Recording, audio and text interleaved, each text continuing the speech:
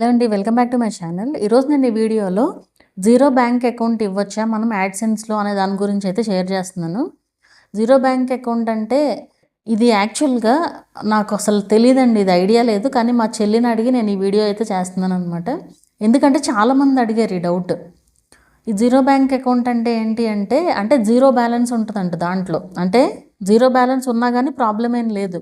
కొన్ని బ్యాంక్స్‌లో ఇప్పుడు savings account అనుకోండి, మినిమమ్ బ్యాలెన్స్ మెయింటైన్ చేయాలి మనం. మెయింటైన్ చేయకపోతే ఫైన్ పడతాం ఇట్లాంటివి ఉంటాయి కదా! సో, ఈ జీరో దాంట్లో ఏంటంటే ఆ ఫైన్ ఏమి ఉండదనమాట.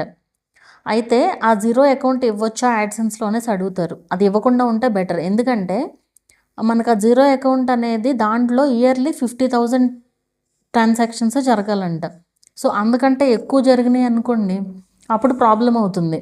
సో, మనకి 50,000 ఇప్పుడు మనకి రెవెన్యూ ఎక్కువ వచ్చిందనుకోండి ఒక మంత్. ఇప్పుడు మీకు మంత్లీ రెవెన్యూ వస్తుంది. ఒక 8,000 వస్తుంది. అయిపోతది కదా! సో, మీకు ఈజీగా 6-7 మంత్స్‌లోనే అయిపోతది అది. ఏది 50,000. సో, తర్వాత ఏం చేస్తారు? అప్పుడు ప్రాబ్లమ్ అవుతుంది కదా! సో, అది. అండ్ ఇప్పుడు రూల్స్ పెరిగినాయి అంటండి. సో, అట్లా పెట్టకూడదు అనేసే నాకైతే తెలిసింది.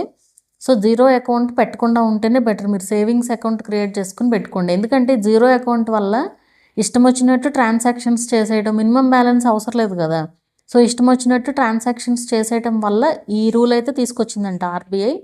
సో, కంపల్సరీ సేవింగ్స్ అకౌంట్ అనేది మీరు అకౌంట్‌కి తీసుకుని మినిమమ్ బ్యాలెన్స్ మెయింటైన్ చేస్తూ ఆ అకౌంట్ ఇవ్వడం బెటర్ అనమాట. ఈ 50,000 ట్రాన్సాక్షన్ అయిన తర్వాత అవి బ్యాంక్‌కి వెళ్తాయంట అమౌంట్. ఆ బ్యాంక్‌కి వెళ్ళిన తర్వాత వాళ్ళని రిక్వెస్ట్ చేస్తే అప్పుడు ఇస్తారు వాళ్ళు. అది కూడా వాళ్ళని బట్టి కూడా ఉంటది. ఆ బ్యాంక్ వాళ్ళని బట్టి కూడా. ఇప్పుడు మొన్న ఒకళ్ళు మెసేజ్ పెట్టారు నాకు ఇన్‌స్టాగ్రామ్‌లో. జీరో అకౌంట్ ఇచ్చాము. వాళ్ళు ఇప్పుడు అమౌంట్ ఇవ్వమంటున్నారు బ్యాంక్ వాళ్ళు అనేసి చెప్పారనమాట. సో, అలా ఉంటది. మరి వాళ్ళ రూల్స్ ప్రకారం వాళ్ళు బిహేవ్ చేస్తా ఉంటారు కదా! సో, అది. అందుకే మనకి ఈ జీరో అకౌంట్ కాకుండా సేవింగ్స్ అకౌంట్ ఇచ్చుకుంటే బెటర్ అనమాట. అండ్ బ్యాంక్ విషయానికొచ్చేసరికి ఏ బ్యాంక్ ఇవ్వాలి ఏంటి అనేది చాలామంది అడుగుతా ఉంటారు. ఏదైనా సరే చిన్న బ్యాంక్స్, మరీ చిన్న బ్యాంక్స్ కాకుండా కొంచెం నేషనలైజ్డ్ బ్యాంక్స్ ఇవ్వడానికి ట్రై చేయండి. ఎందుకంటే చిన్న బ్యాంక్స్ అనేసరికి ఏదో ఒక ఇష్యూ వస్తుంది. చిన్న బ్యాంక్స్ అంటే చిన్న చూపు అట్లా అని అనుకోవద్దు మళ్ళీ. ఎందుకంటే అది ఏ విధంగా అవుతుందో గానీ ఏదో ఒక ఇష్యూ వస్తుంది. మొన్న ఈ మధ్య ఒక బ్యాంక్, చిన్న బ్యాంక్ అనమాట. అది ఇస్తే అకౌంట్ క్లోజ్డ్ అని వచ్చింది. తీరా అకౌంట్ ఓపెన్‌లోనే ఉంది అసలది. కానీ అకౌంట్ క్లోజ్డ్ అని వస్తుంది ఇక్కడేమో. మనీ రాలేదు. సో, అలా ఉంటదనమాట. మళ్ళీ అకౌంట్ చేంజ్ చేసిన తర్వాత వచ్చాయి ఆ మనీ. ఎందుకొచ్చిన రిస్క్ చెప్పండి? నేనైతే ఇండియన్ బ్యాంక్ వాడుతున్నాను. నేను 5 ఇయర్స్ నుంచి కూడా ఇండియన్ బ్యాంకే. నాకెప్పుడు ఏ ఇష్యూ కూడా రాలేదు. సో, అట్లా ఏదైనా సరే నేషనలైజ్ మీ ఇష్టం అది. మీరు ఏ బ్యాంక్ అయినా ఇచ్చుకోవచ్చు. ఏదైనా కొంచెం పెద్ద బ్యాంక్ ఇచ్చుకుంటే బెటర్ అనమాట.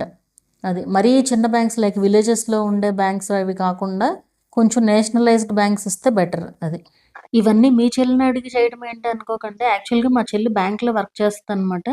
సో, తను బ్యాంక్‌లో మేనేజర్. సో, అందుకే నేను డీటెయిల్డ్‌గా తనని అడిగి ఈ వీడియో అయితే చేస్తున్నాను.